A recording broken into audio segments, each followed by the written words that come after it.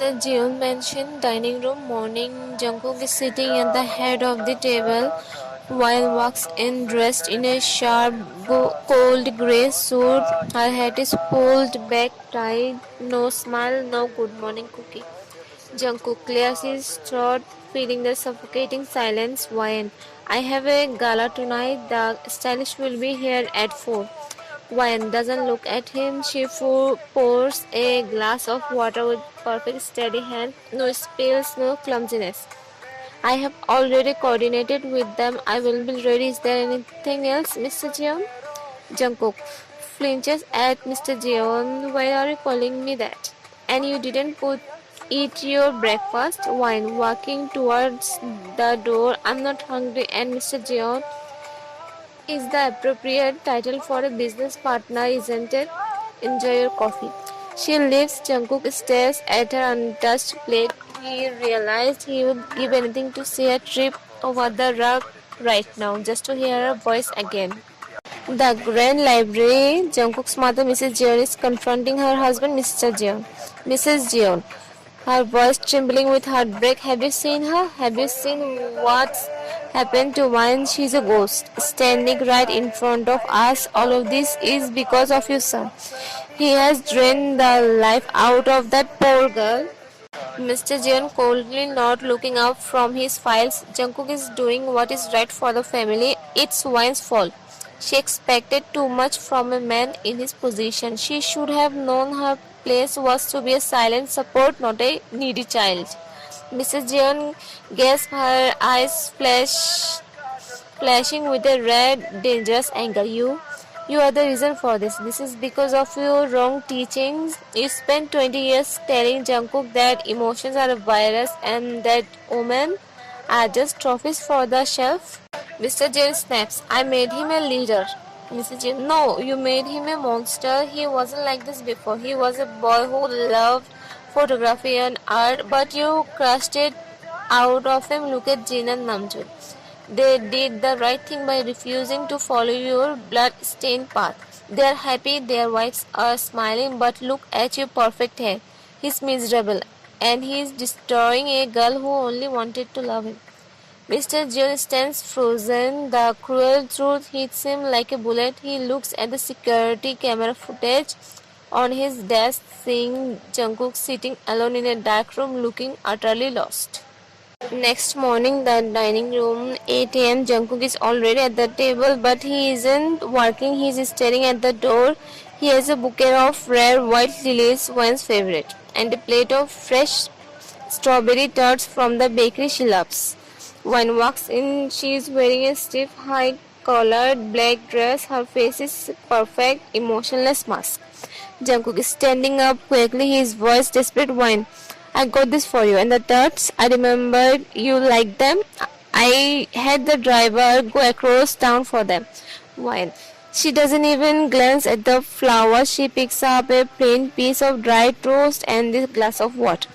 The vase in the foyer is empty. You should have the maid put the lilies there. It's better for the house image if the foyer looks decorated. Jungkook's his heart sings. I didn't buy them for the foyer. I bought them for you. When sitting down, her movements robotic. I don't have a use for dying things, Mr. Jeon. And please don't waste the driver's time on sugar. I have cut it out of my diet. It's childish, isn't it? The living room. Evening, Jungkook finds when sitting in the dark, staring out the window. He tries one time to reach the girl from the gala. Jungkook sitting on the coffee table in front of her, trying to catch her gaze. Wine. Please, look at me. I know I said those things. I know I was a monster, but I heard what you said to Suga. I know you loved me. Give me one chance to earn it back. Wine finally looks at him. Her eyes are like deep, cold wells. That girl who loved you, she died the night you told her she was a transaction. She died when you called her dumb for caring about you. You're talking to a ghost, Jungkook. And ghosts don't forgive, they just haunt. Jungkook tears, filling his eyes. I will do anything. I will step down from the family business. I will take you away from here. When? standing up, smoothing her dress. You are a year too late. I'm tired. Don't wake me when you come to bed. The kitchen, the staff, the sister-in-laws, and the mother are all watching the exchange from the doorway. Jisoo, whispering to Rosie, look at him, he's begging. He's literally on his knees. She doesn't even see him. Rosie, sadly, it's the most painful thing I have ever seen. He's finally realized she was his oxygen, but he's already poisoned the air. Jungkook's mother, wiping a tear. He wanted a perfect quiet wife. Now here's one. I hope he enjoys the silence. It's the loudest scream I have ever heard. The bedroom, Jungkook is lying on the edge of the bed watching Wine sleep. She is perfectly still, breathing evenly, showing no emotion even in her dreams. Jungkook, internal thought, I would give every cent I own just to hear her trip over her own feet right now. I would give my life to hear her giggle about a butterfly. But I killed that girl. I buried her under my pride and now I'm sleeping next to her grave. While internal thought awake behind closed eyes, you can bring all the flowers in the world, Jungkook, but you can't plant a garden in ashes. The front hall, Suga arrives unannounced. He sees Wayne walking across the hall. He stops her. Wayne, I have been calling you for 2 days. Why didn't you answer?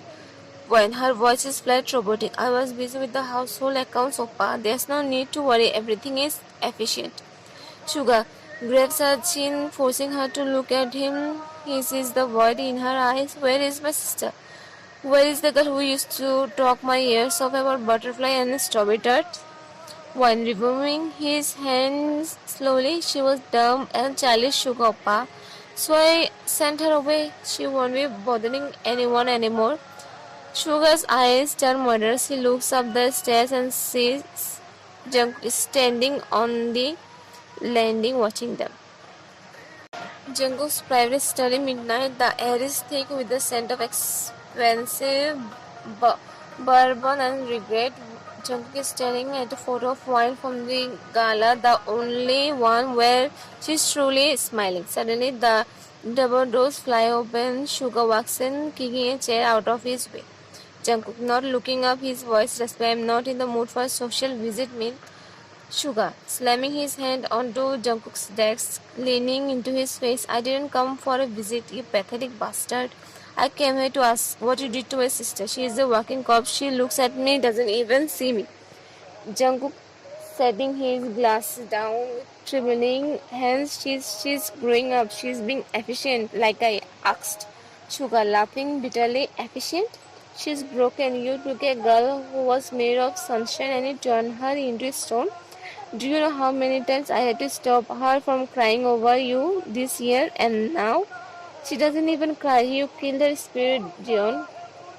Suga grabs Jungkook by the collar, pulling him over the desk. Jungkook doesn't even fight back. His eyes are hollow. If you don't want her, give her back. I will take the debt. I will take the loss. Just let her come home so I can find my sister again.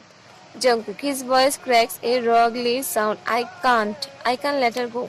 Suga, why? Because of the merger? Because of your father's empire? Jungkook, shoving Suga back, finally exploding with the soap he's been holding for days. Because I'm terrified, okay? I'm terrified because the second she looks at me with those cold eyes, I feel like I am suffocating. I called her dumb and clumsy because I didn't know how to handle someone so perfect. I wanted to keep her at a distance so I wouldn't get soft, but I have ended up destroying the only thing I have ever actually loved. Jungkook collapsed back into his chair, burying his face in his hands. His shoulders are shaking. The monster is gone. Only a broken man remains. Jungkook muffled through his hands. I heard her through the door. Suga, I heard her telling my brothers how happy she was while she was dying inside, and I just stood there like a coward. I told her she was a problem. How do I fix that? How do I bring back a girl I have already buried? Suga, looking at him with a mixture of pity and fury. You don't fix it with words, Jungkook. You fix it by crawling, but let me tell you this, if she decides she's done with you, I will burn this house down with you inside it before I let you touch her again. Outside the door, Wine is standing in the shadow. She heard the entire confession. She heard him say loved. Wine internal thought, you loved me and you still choose to break me. She doesn't run in, she doesn't cry. She just turns around, walks back into the darkness of the hallway. Her heart is frozen wasteland, and even his tears can't melt it yet. The main living room, late night, Sugar is standing in the center, his coat still on, breathing hard. His parents and siblings are gathered around. Sugar, voice trembling with cold rage, it's over. I saw her, so our wine, she's a ghost, she doesn't smile, she doesn't trip, she doesn't even look at me. Jungkook has spent a year treating her like a clumsy mistake and a business transaction until she finally believed him. Jennie gasped, her hand flying to her mouth. What? But she told us, she said she was happy. Sugar, she lied. She lied to save this family. She's been suffocating in that cold house while we are busy counting the profit from the merchant. Jungkook told her to her face that she was dumb, childish, and that he didn't want to babysit her. Wine's father stand up abruptly, his face turning a dangerous shade of red. He said, "What to my daughter?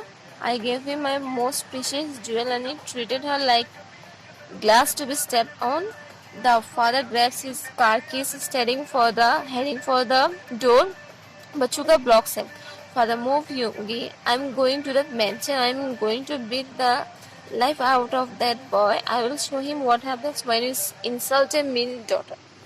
Suga, pushing his father back. "No, don't you dare to go there and make a scene now.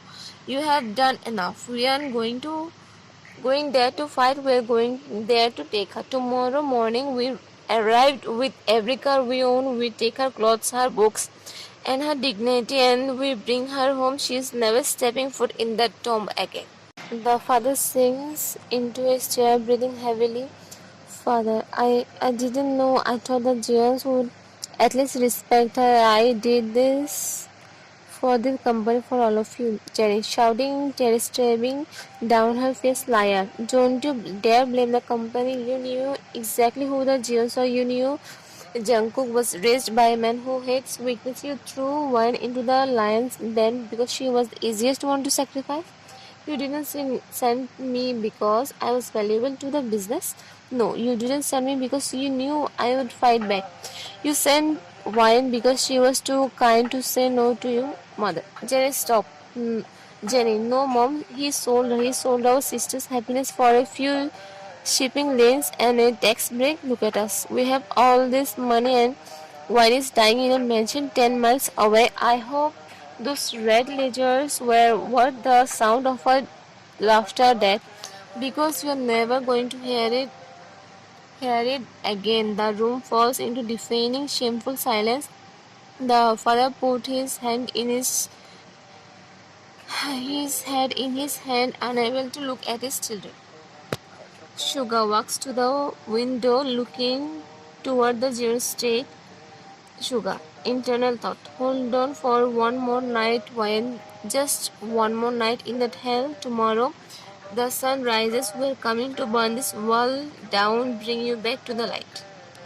The Jimin mansion drive over 7 a.m. The fleet of black SUVs roars up the driveway, led by Suga in a sports car. They don't ring the bell. They walk inside. Straight inside, the Jeon family is at breakfast. His parents, Jin, Namjoon, and their wives are all frozen as the men storm the dining hall. Sugar, voice like a blade. Wine, get your things now. Jungkook's father standing up, trying to maintain authority. "Me, what is the meaning of this intrusion? We have a contract." Wine's father walking up to Mr. Jeon, his face inches away. "The contract is burned. You promised me a partnership. You gave my daughter a prison. If you say one more word about business, I will dismantle your shipping lanes by noon." Wine walks down the grand stairs. She isn't crying. She is wearing her coat, carrying only a small bag. She looks at her brothers Suga and Jimin, who form a protective wall around her. Jungkook standing up, his chair screeching against the floor. He looks pale, his eyes bloodshot. Wait, you can't just leave. We haven't talked. Jennie stepping in front of one, blocking Jungkook's path. Talked? You have had a year to talk, Jeon. All you did was the use of that mouse of yours to call her dumb and careless. You don't get to speak to her ever again. When she finally looks at Jungkook, there is no anger in her eyes, just a terrifying emptiness. I'm not clumsy anymore, Jungkook. I'm living exactly the way you wanted, quiet and efficient. I hope you enjoy the piece. As the main walk went out of the door, the Jeon house exploded into chaos. Jungkook's mother, wailing, turning to her husband, "Are you happy now? Our home is a graveyard. You turned our son into a monster. Now we have lost the only soul who ever loved him." Jin, looking at Jungkook with pure pity, "You really didn't work. You actually let her walk away. Do you have any idea what you just thrown away?" Jisoo, tearing off a napkin, standing up. "I'm going to make sure she is okay. I can't stand in this house with a man who treats women like a transaction." Namjoon, placing a hand on Jungkook's trembling shoulder, "You said you didn't want to babysit her. Well, congratulations. You're alone now. Is this the alpha life you wanted?" Jungkook watches the tail light of the Min's car disappear down the driveway. He falls on his knees in the middle of the foyer, the same spot where he first caught her at the gala. Jungkook, a broken, choked whisper, "When? Please come back." Jungkook, internal thought, "I told her not to expect anything from me, but I never realized I was the one who expected everything from her. Her smile, her clumsiness, her warmth. It was the only thing keeping me human. Now I'm just a machine in an empty castle."